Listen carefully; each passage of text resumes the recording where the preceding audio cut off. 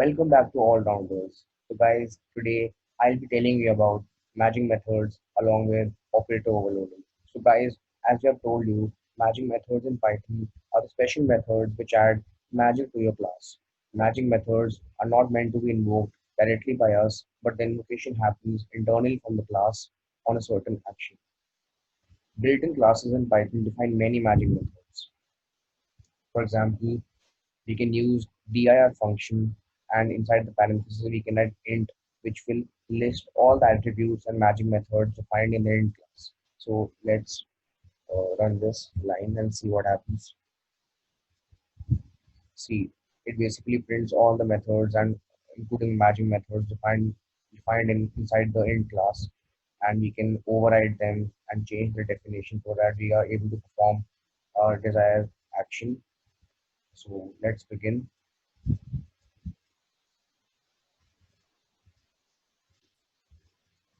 So guys, in this program, I'll be using new magic method. Languages such as Java use a new operator to create a new instance of a class. But in Python, the new magic method is implicitly called before the init method. So guys, we have already dealt with the init method, and it is the constructor method which basically initializes the object. The new method returns a new object, whereas the object is initialized by the init method.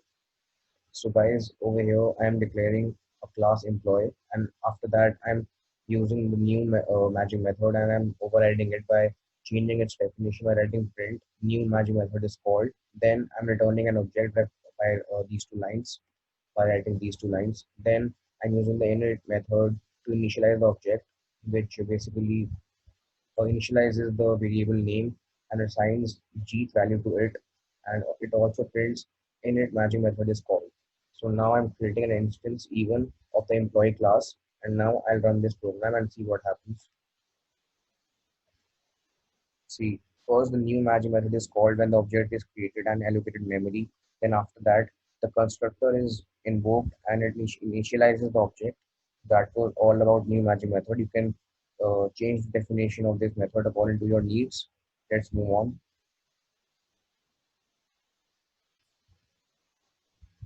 So guys, another useful method, magic method is str.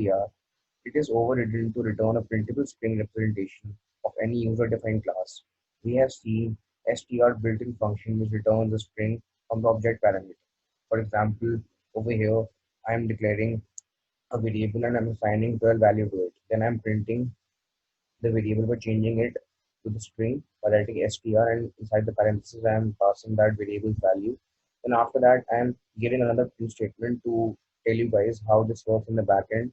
Like first this int is the keyword, then dot operator, and then the magic method str is called by the interpreter implicitly. But now I'm writing it explicitly so that you understand the concept better, how the str magic method is being used. So now let's run it. Both these statements will return the same value. See, the first statement also prints 12 and the second statement also prints 12. So now let's override this str method, magic method. Over here, it's a class employee. I'm declaring a class employee, and inside that there's init method, which is the constructor, which basically initializes this variable name and assigns g value to it. And after that, I am using the str magic method, and I'm overriding it by writing return name is equal to, and then the self dot name, the variable. Basically, this makes the object printable, and I've already overridden the magic method.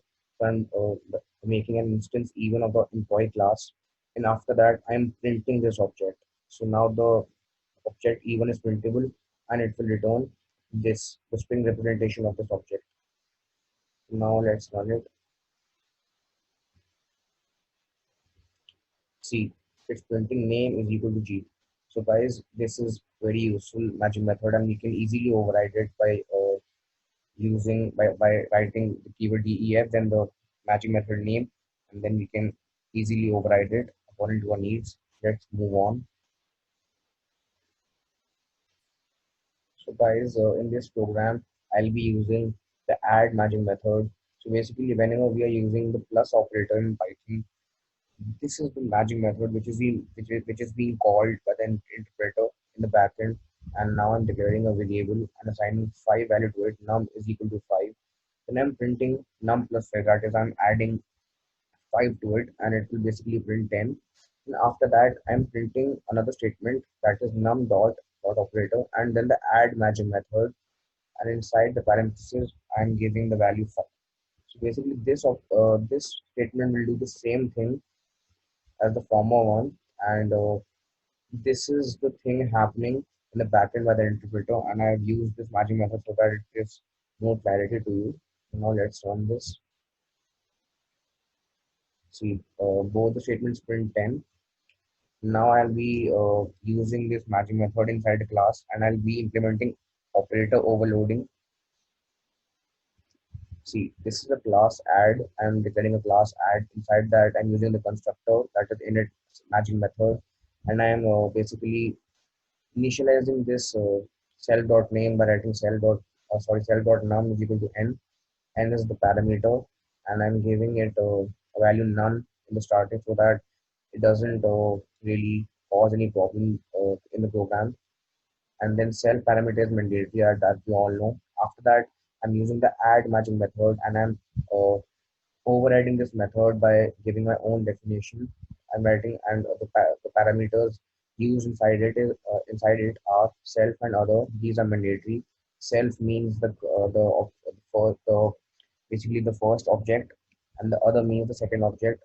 So inside this, I'm declaring an object of the add class. Then I'm writing of obj.num is equal to self.num plus other.num. So basically, I'm adding two objects values for the num variable, and I'm storing that value into the third object's num variable, and I'm returning that object. So now let's initialize the objects. A1 is equal to add, and 10 value I am storing in num variable of A1 object. Then A2 is equal to add, and I'm storing 20 value into that variable num of A2 object. Then I'm writing A3 is equal to A1 plus A2. So now over here, this operator, when we are using this operator, this add matching method is being called. And as we have already changed the definition of the function by overriding it, now it will add two objects instead of two values that was previously done, that was being done by the interpreter previously. And then I'm printing this object A3. Let's see what happens. See, it's printing 30 because A1's value was 10 and A2's value was 20, and now we have added both the objects and the value is 30. So that was all about this matching method. And there are multiple uh, matching methods available, operator matching methods, which we can use for operator overloading, like add, which I have already explained, sub, which is to get called on subtraction operation using minus operator, the MUL for multiplication, DIV, that is div for division, then mod for overriding the modulo operator, then pow for overriding the double asterisk operator. And we also have GE, that is greater than equal to matching method for overriding that operator greater than equal to.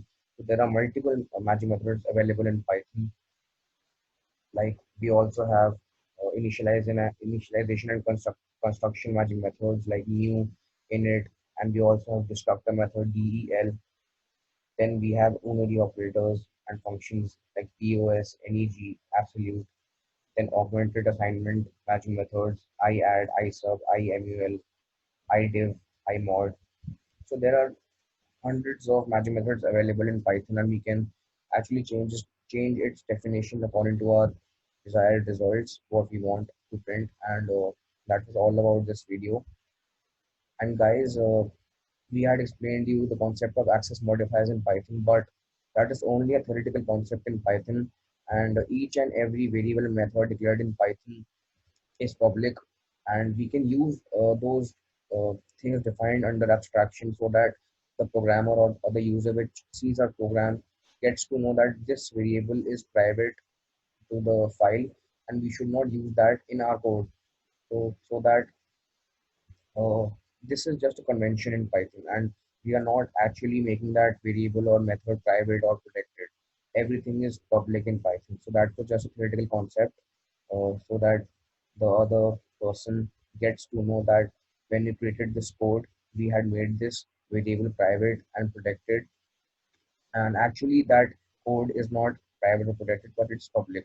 So that's just a concept, and in the next video we'll be telling you about modules and packages and exception handling, and which that will be the last concept in this Python series. So stay tuned.